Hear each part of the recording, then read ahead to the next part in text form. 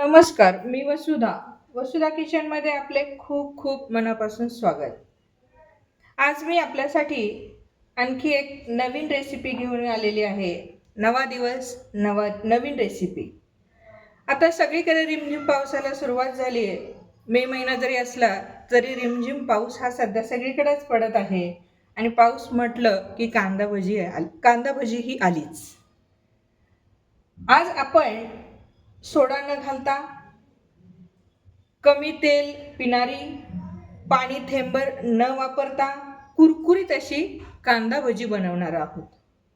कांदा भजी म्हटलं की पहिला महत्त्वाचा ठरतो तो कांदा. आणि अशी 3 कांदे मी घेतली आहे. आणि ही मध्यम आकाराची 3 कांदे घेतली. साधारणपणे 2 ते 3 लोकांची भजी या 3 कांद्यामध्ये होतात. ही जी कांदे आहेत त्या कांद्यांच्या एकदम बारीक अशा स्लाइस करायच्या आहे. प्रथमतः त्याच्या पुढची जी बाजू आहे ती बाजू आपण पुढची बाजू जी आहे ती पुढची बाजू आपण कापून घ्यायची. त्यानंतर त्याचा मागचा भाग हा कापायचा आहे. दोन्ही भाग कापून झाले की त्याला व्यवस्थित असं सोलून घ्यायचं आहे.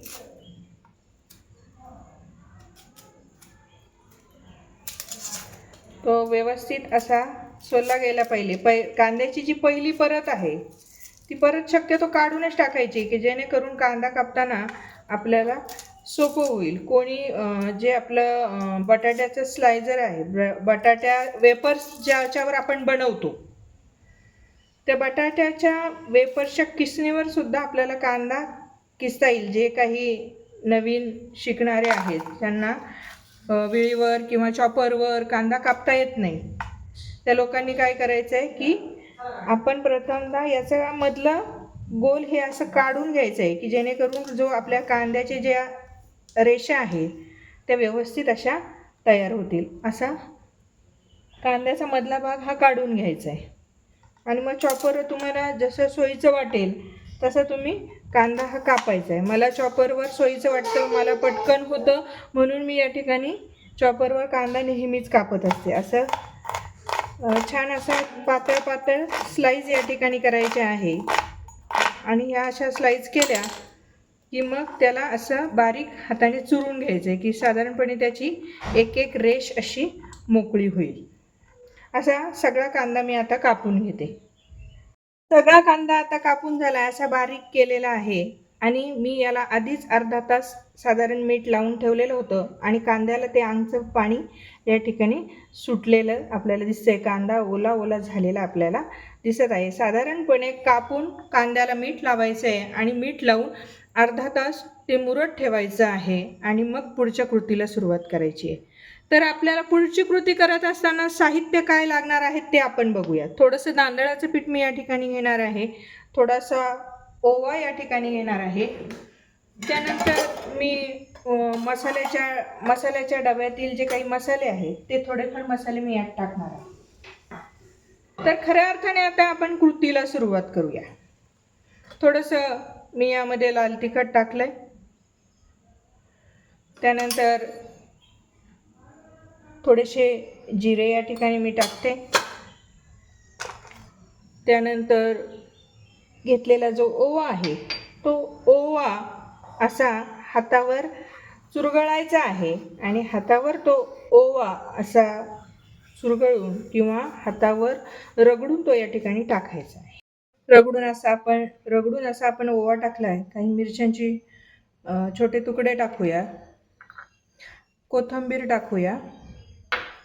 आणि आता या सगळ्या ज्या जिन्नस आहे त्या जिन्नस अशा व्यवस्थित एकत्र करून घ्यायच्या आहे की जेणेकरून त्या कांद्याला सगळं असं व्यवस्थित असा मिरची पावडर असेल, जिरे असतील, ओवा असेल ते व्यवस्थित असं छानपैकी चिटकलं जाईल. व्यवस्थित असं मिक्स करून घ्यायचं आहे. आणि त्याचबरोबर मिक्स करत असताना एक महत्त्वाचा इन्ग्रेडियंट किंवा भज्यांना कुरकुरीतपणा जो बिना सोड्याचा कुरकुरीतपणा येतो तो म्हणजे आपली जी काही तांदळाचं पीठ आहे ते तांदळाचं पीठ आपण साधारणपणे 2-3 चमचे या ठिकाणी टाकायचे. 2 चमचे मी या ठिकाणी घेतलेलं होतं. त्या वाटीमध्ये 2 चमचे साधारण इतकं मावतं.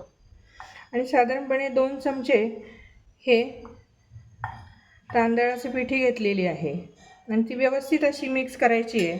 हे मिक्स करत असताना किंवा हे मिश्रण तयार करत असताना याच्यात कोणत्याही प्रकारचं आपण पाणी हे टाकायचं नाही आहे. साधारणपणे दीड चमचा असा मोठा 1.5 चमचा मी आता डाळीचं पीठ घेतलं आहे आणि ते अतिशय छान असं मिक्स करून घ्यायचं आहे की हे धागे असे मोकळेच झाले पाहिजे. आपण आता आधी मीठ टाकलेलं होतं, परंतु आता आपण थोडीशी डाळ टाकली आहे म्हणून थोडंसंच अगदी इतकंसंच मीठ मी या ठिकाणी टाकणार आहे. आणि सगळ्यात शेवटी मी एक छान कलर यावा यासाठी थोडीशी मी या ठिकाणी हळद घेतली. तुम्ही बघताय छान असं मिश्रण हे तयार मी चमच्यानेच केलं आहे, अजून त्याच्यात हात पण टाकलेला नाही आहे. आता आपण गॅसवर कढई तापायला ठेवूया.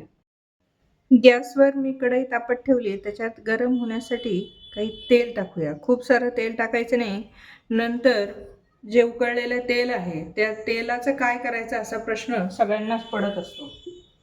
तर मी प्रामुख्याने काय करते की जे तळून उरलेलं तेल आहे ते गाळून एका दुसऱ्या डब्यात काढते आणि ते लगेचच दुसऱ्या भाज्यांसाठी वापरून टाकते. कधीही एकदा तळल्यानंतर ते तेल दुसऱ्या तळणीसाठी हे वापरायचं नाही, ते भाजीसाठीच वापरायचं असं मला नेहमी वाटत असतं. म्हणून मी काय करते की एकदा तळलेलं तेल हे लगेचच दुसऱ्या भाज्यांना वापरून टाकते आणि नवीन तळणीसाठी नवीन तेल हे घेते.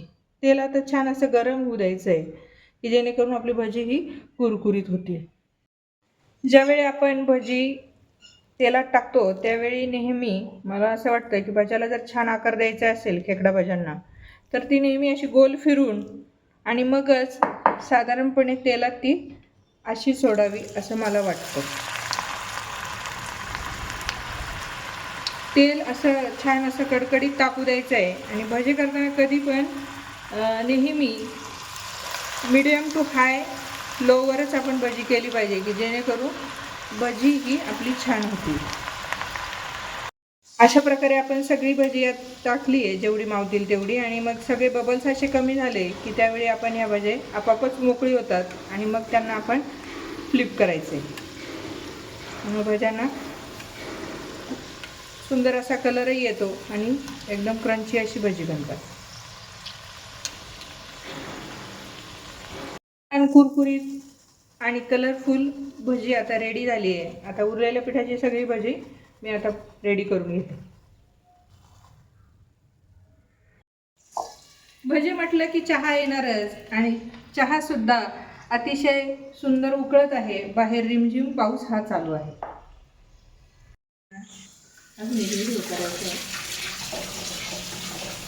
भजी म्हटलं की मिरच्या आल्यात आणि मिरच्या अशा छान तेलात तळून घ्यायच्या. भजी खाताना मिरच्यांचा आपल्याला छानपैकी आस्वाद हा घेता येईल. मिरच्या तळल्यानंतर त्याच्यावर थोडंसं मीठ टाकायचं आहे. मीठ टाकल्यानंतर मिरच्या आणखी टेस्टी ह्या बनतात.